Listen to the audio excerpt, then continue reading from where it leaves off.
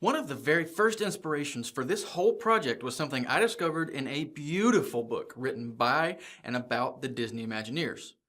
It was a list of Mickey's 10 commandments for Imagineers, and I was immediately struck by how directly applicable each of those 10 commandments is to marketing. In this week's episode of Marketing the Magic, we're going to talk about the first 5 of Mickey's 10 commandments for marketing, and I'm seriously excited to get to it. Stay tuned.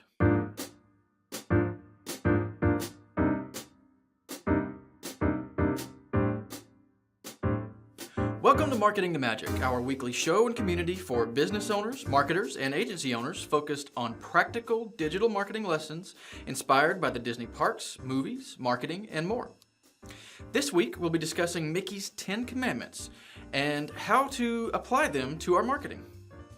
If you're a Disney enthusiast like me, you've probably heard the name Marty Sklar. Mr. Sklar began his Disney career at Disneyland in 1955, then moved to Imagineering in 1961, and eventually became president of Imagineering, where he finished his career in 2009. He originally wrote Mickey's 10 Commandments to remind the Imagineers about the founding principles of Imagineering's success. They've since been expanded to 40 principles, but the original 10 are a perfect starting point for lessons we can learn in marketing from the Disney Imagineers.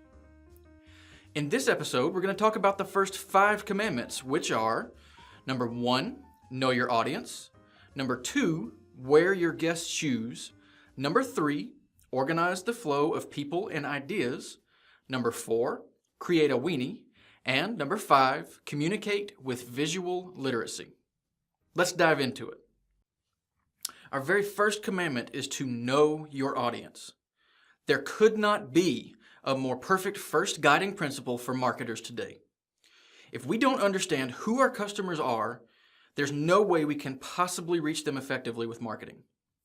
Walt himself identified the first target audience for Disneyland. The whole idea came from Walt sitting on a bench, watching his daughters enjoy the rides at a typical amusement park of the day. He decided that he wanted to build a place where families could enjoy attractions together, and so those families became his target audience. As marketers, we must develop a rich understanding of who our customer is beyond someone who buys our product, or we're just wasting time and money, and we're missing great customers in the process. Our second commandment is to wear your guests' shoes. Mr. Sklar's second commandment is one that's easy to overlook, or at least it is for me. We should regularly take the chance to wear our guests' shoes and experience the marketing materials we're developing as if we were a customer, from our main website to advertising campaigns to blog posts to calls to action and funnels. It's extremely easy to fall into the trap of assuming that our customers understand the content we're putting out and that the user experience design is on point. In addition to merely participating in our marketing, though, as if we were a customer, I'd also suggest actually asking customers and potential customers about their experiences to be sure we're getting a clear picture. Definitely a vital task that we should undertake on a regular basis. Our third commandment from Mickey is to organize the flow of people and ideas. Now, this commandment can be interpreted in many ways, but I believe here that Mr. Sklar was referring to stories and experiences. Think of the Disney theme parks and how well laid out they are, making it easy to get where you want to go without overwhelming you with 1,000 paths to get there. The rides, too, are organized, from the queues to the attractions themselves, to guide people through the experience logically and following a clear story. This is exactly how we should approach our marketing, and in fact, many best practices follow this guideline. Any marketing funnel or flow should be organized as efficiently as possible, from the very first interaction with a prospective customer to closing the sale and beyond.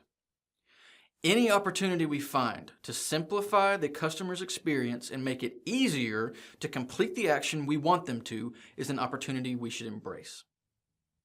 Our fourth commandment from Mickey is to create a weenie.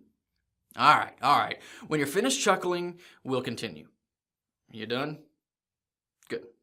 Walt himself coined this phrase, and he was actually referring to visual magnets that lead customers through an experience. Now, in terms of the Disney theme parks, we can easily point to these. They are the castles in the various Magic Kingdoms around the world, the Tree of Life at Disney's Animal Kingdom, Spaceship Earth at Epcot, and so forth. These are all prominent visual magnets that help anchor and orient people as they move around the theme parks. In marketing, it's easy to point out and focus on these visual weenies that we use. In a blog post, it would be the header image and perhaps the CTA or the call to action at the end of the post, asking people to subscribe. In a Facebook advertisement, it would be the ad image that is virtually guaranteed to be the first thing your target audience sees, and it should clearly and logically guide them to and through the rest of your advertisement. On a landing page, it would be the form that we want them to fill out, which should be visually distinct and obvious, and the submission button even within that form. These are all things we must be aware of and test and improve to ensure that our customers know exactly where they are and how to proceed to the next step.